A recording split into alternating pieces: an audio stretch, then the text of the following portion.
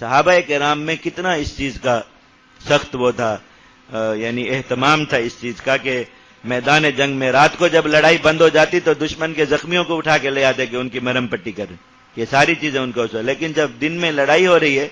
اس وقت تک جھوٹی خبریں تک مشہور کرا دی تھی صحابہ کرام نے فارس کے لشکروں پر روب ڈالنے کے لیے کہ مسلمان کفار کا گوشت بہت شوق سے کھاتے ہیں، اور کہا کہ یہ جو مسواک کرتے ہیں یہ اصل میں دانت تیز کر رہے ہوتے ہیں تاکہ گوشت نوچنے میں آسانی رہے، اس طرح کی خبریں تک مشہور کراتے تھے۔ یہ تھا شر الدین من خلفہم کہ کافی ڈرے رہے ہر وقت کہ ایک تو ماریں گے بھی اور دوسرا اوپر سے لاش بھی صحیح سلامت نہیں چھوڑیں گے، گوشت کھا جائیں گے، یہ ساری چیزیں کر اللہ تعالیٰ ایک ایک صحابی ایک ایک دن میں 9 تلواریں توڑ دیں تو ایسے پتھروں پہ مار مار کے توڑتے، تلوار آسانی سے ٹوٹتی ہے، 100 لوگ 150 لوگ مارنے سے تو تلوار کو کچھ بھی نہیں ہوتا، دندانے بھی نہیں پڑتے،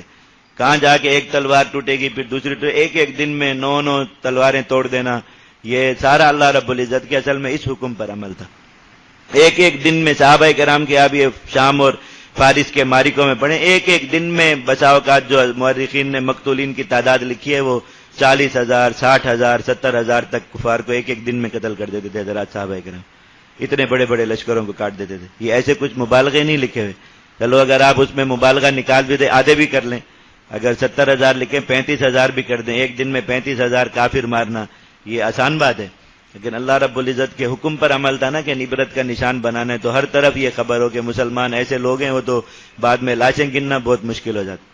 حضرت خالد بن ولید رضی اللہ تعالیٰ عنہ کی شان میں ایک شاعر نے قصیدہ کہا تھا جب آپ یہ شام کی فتوحات میں مشہور تھے، حضرت خالد نے خوش ہو کے اسے انعام دے دیا کچھ زیادہ، تو حضرت عمر کو پتہ چلا تو انہوں نے بلا کے معزول کر دیا کیونکہ اس قصیدے میں باتیں بڑی عجیب تھیں۔ اس شاعر نے لکھا کہ میں نے ملک الموت کو دیکھا کہ وہ درخت کے نیچے آرام پر ہیں بیٹھے ہوئے سستا رہے، تو میں ان کے پاس گیا، میں نے کہا کہ آپ کی تو دنیا میں سب سے سخت ڈیوٹی ہے،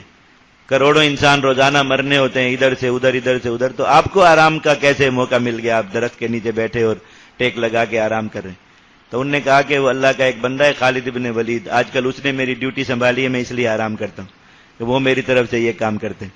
اس طرح کے اشعار کے یہ ایسے تھوڑی کہے تھے،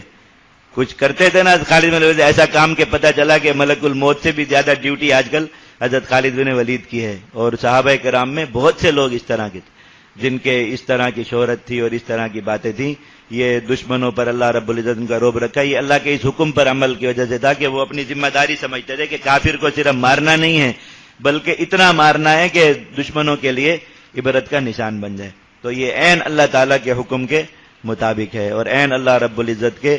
فیصلے پر عمل ہے۔